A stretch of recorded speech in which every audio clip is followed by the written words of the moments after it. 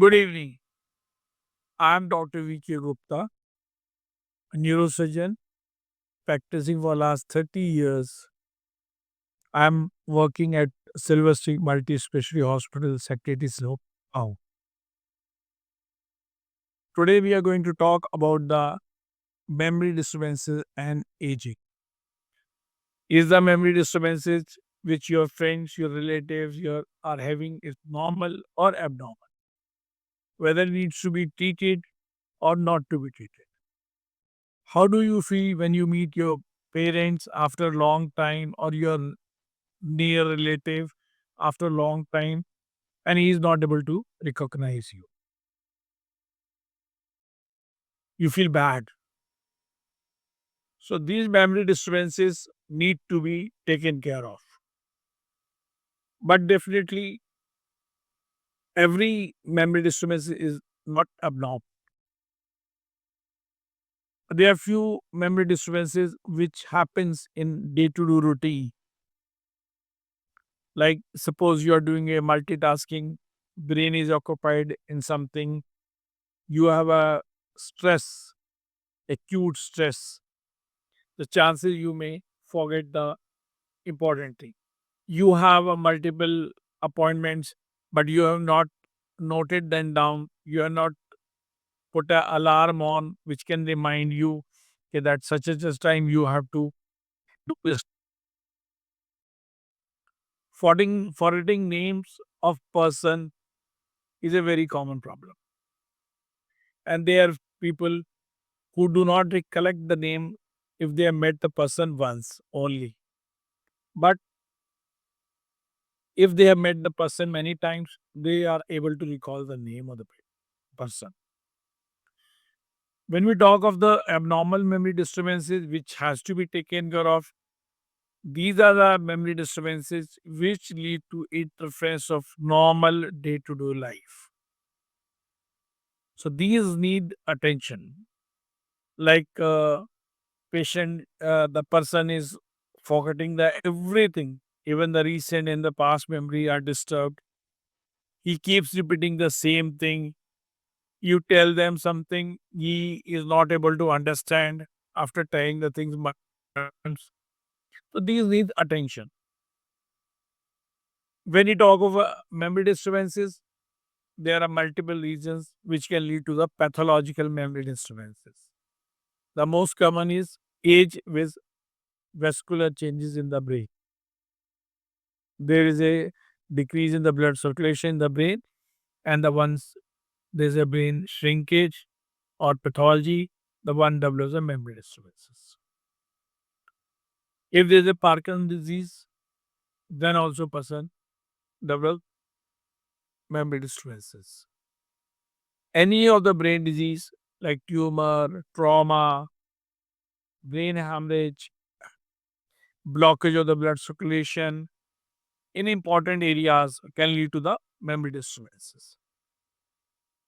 Patient who have a systemic disease like diabetes, hypertension, the diabetes can also lead to the brain degenerative changes and thus the memory disturbances. So these need attention. And for the once you have recognized that the memory disturbance is not normal, something abnormal is there, then they need to be addressed and you need to consult the doctor and try to find out what is the exact cause because of which person is having a memory disturbances. And when you consult any neuro doctor or a physician also, then the few tests of the are being done which can tell us what is the exact cause of the decrease in the memory. Out of which MRI brain is very important test which tell you exactly why such a thing of the memory disturbances happen in a person. Do all memory disturbances are treatable or curable? No. But lot many memory disturbances, if they are the reason is caught in time, when the disease has just begun or disease is progressing, we can stop the progress of the disease, and patient memory disturbance can be improved. As far as the when we target the memory disturbances, systemic disease have to be considered, like diabetes has to be controlled properly, hypertension has to be controlled properly. Then if there's a problem in the brain MRI, then the concerned thing has to be treated. Like if a patient has got a Parkinson disease, if patient has got a ischemic infarct, if patient has got a tumor or post-injury problem, or patient has got a brain hemorrhage, that needs to be treated. If we go by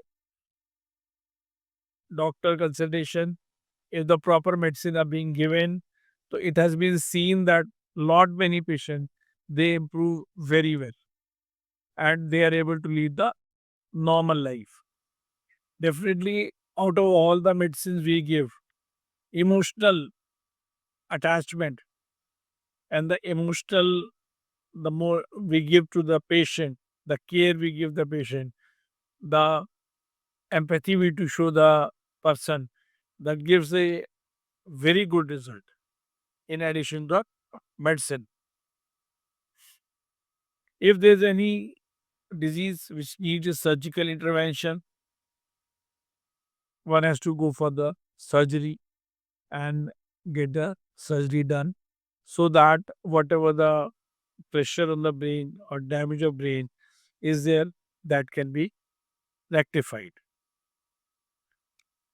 If we are treating the patient and the memory disturbance is going down, then we have to have a system by which we can prevent the person from getting more trauma. Like a patient with a memory disturbances, the chances that he'll forget where the stairs are, where the railings is, where the is, chances of the falling they increase. So we have to have a support system for that. Patient may start doing motion on the bed.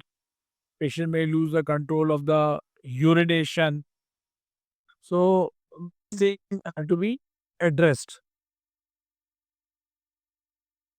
Well, patient solution is then. It has been observed that if we want that our memory disturbances are being delayed and we live a healthy life, then one has to have a lot many preventive methods which can boost up the memory or even allow the decrease in the memory at a very slow rate. Now, if the brain is very active, it has been studied and it has been clearly defined that if the brain is active, like if we are doing involved in the social gathering, if brain is doing some puzzles are being done, like crossword, then the chances of developing the brain disease, especially memory disease, is very low. Keeping a physical healthy, aerobics and yoga, that also contributes a lot for decreasing the making your memory efficient. So one feels very bad when one of the relatives get disease and he is not able to retain, remember, identify the person.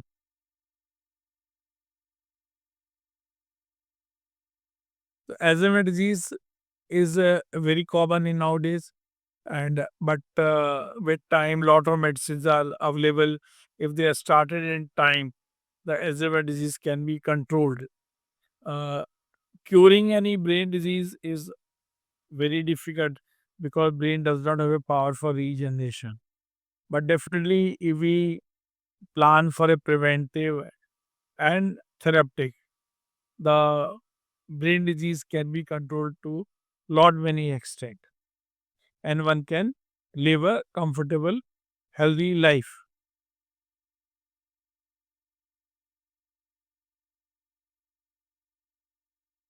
If you have any of your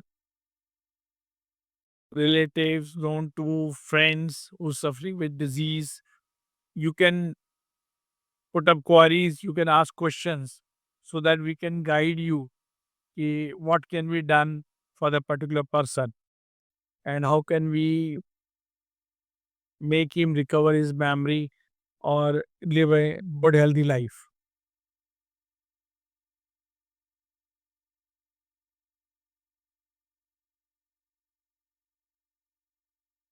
Uh, this is from Shashi. Well, when should someone seek medical attention for memory loss?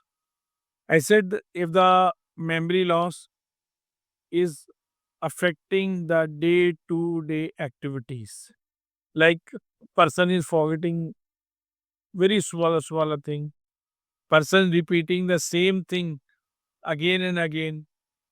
If a person is being explained about a one thing and he asks you again, so then one is not able to control his motions, one is not able to identify the person, then one should go and consult a doctor.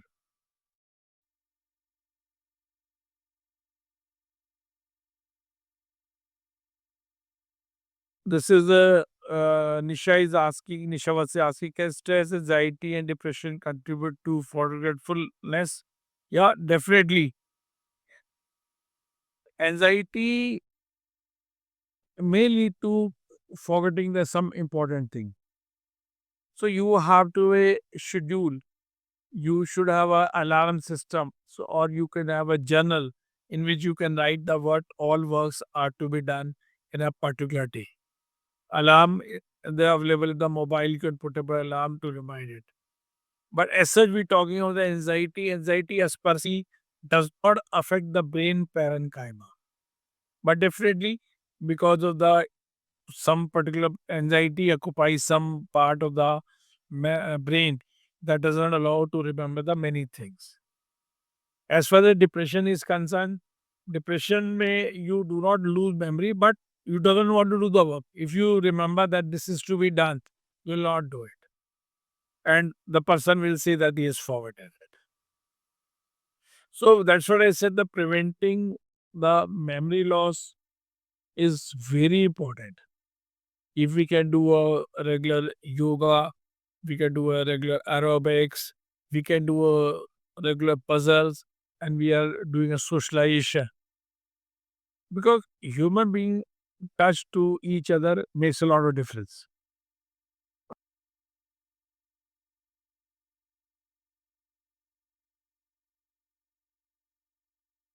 So, Vishal Tiwari is asking, my grandfather had a Alzheimer's disease, but my father is healthy. Is there any chance that I can get it?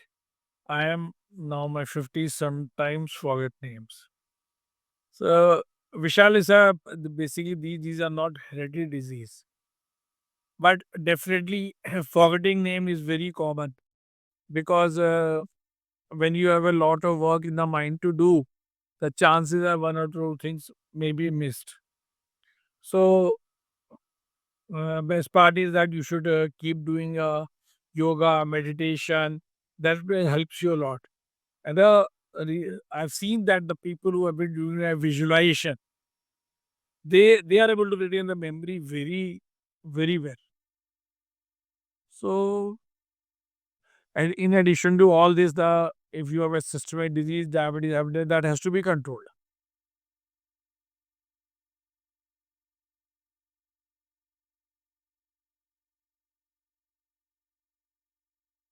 It's a Pankaj Haldar is asking, can memory loss due to aging be reversed or is it permanent? See, memory loss because of aging can be reversed to an extent if there's a no organic or pathological damage in the brain. If it is just related to the lifestyle, multitasking, or love and affection. Then, if we give some few medicines, the patient memory disturbance can be restored. But if there is a damage in the brain, then it is very difficult to reverse it. But we can slow it down. The sub part of the memory may recover, but definitely the deterioration of the memory can be delayed or stopped in few cases.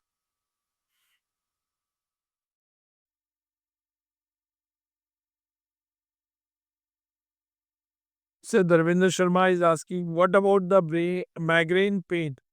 It is difficult clinical diagnosis or diagnostic. What should we do to migraine? See, migraine is basically any headache can be migraine. So you have it is a basic exclusion diagnosis. You have to get the investigation and CT scan or MRI. If that is come normal and patient is having a headache, then chances are this is a migraine headache. But definitely anxiety is another one which also causes a headache. It has to be differentiated from the anxiety. In migraine, there are few things which if they happen, the chances if they prove it to be the migraine, like it's a young females, it starts from the younger age. Migraine issue with the aura or photophobia. Like when the patient goes to sunlight, the sunlight give pain. Then the migraine may be issued with the nausea or vomiting. So these all can be. As far as the migraine is concerned, it is nowadays if we talk, I talk is that it's a treatable. And lifetime motivation plays a lot of role in treating or decreasing the migraine episode.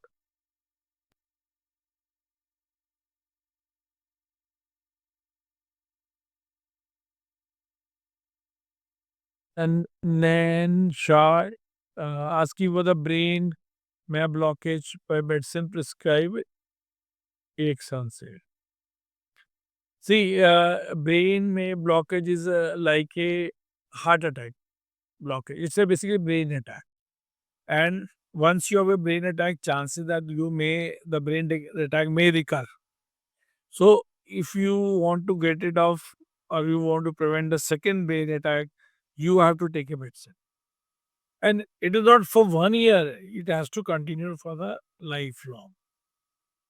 Like anti-platelet drug like aspirin or clopidogrel has to be taken lifelong. And this will help you in preventing the second attack to come.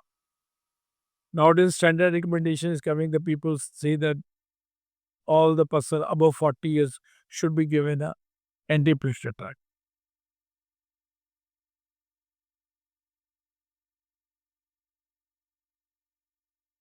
This is Arjun Besora.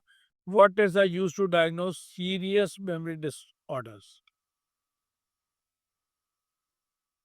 See, if you talk about the serious memory disorders, MRI is the one best test which tells you about the pathological damage which is there or not. Secondly, we can get a psychometric test done and cognitive assessment done, which will tell us the what are the cognitive parameters which have been deranged because of memory disturbances.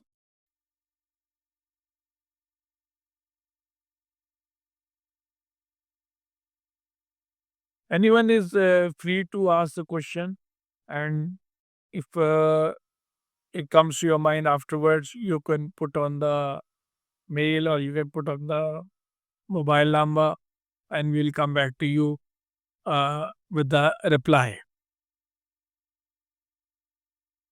So you can see the screen, the phone number is coming, and you can connect with us. I will love to help you.